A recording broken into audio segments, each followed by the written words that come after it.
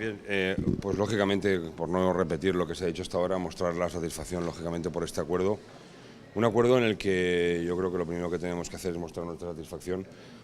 porque, bueno, pues hay que estar en el gobierno para sumarse a determinadas iniciativas, ¿no? Todo lo que tiene que ver con el mundo de las fallas, pues hace unos cuantos años no todos los grupos políticos que están aquí presentes lo percibían igual.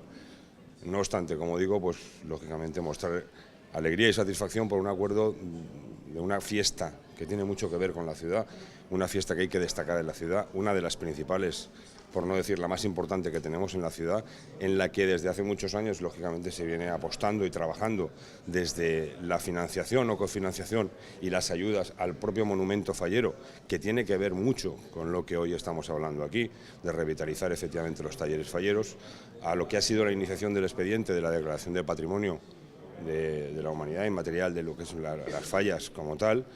hasta estas actuaciones que incluso en la modificación y revisión del plan general ya se contemplaban algún tipo de medidas de carácter urbanístico que tendrían que ver en el futuro desarrollo de la ciudad fallera,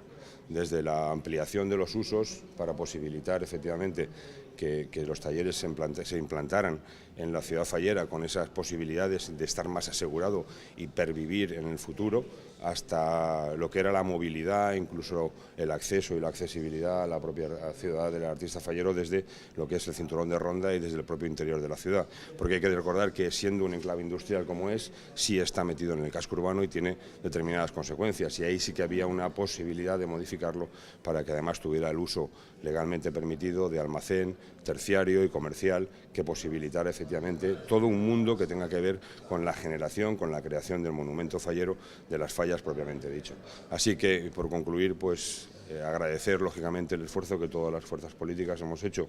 y han hecho para poder posibilitar este documento, y sobre todo reconocer el trabajo de quienes han estado aquí posibilitando y ayudando para que esto al final llegara a buen término o a buen puerto, que no son otros que los propios artistas falleros, que son los que le dan vida a esto, lo que le dan vida a la falla, lo que le dan vida a la ciudad del artista fallero, que no somos los políticos. Lo único que tenemos que hacer nosotros es habilitar los cauces para que eso siga pudiendo desarrollarse como se ha desarrollado hasta ahora, y si cabe mucho mejor. Así que nada más. Gracias.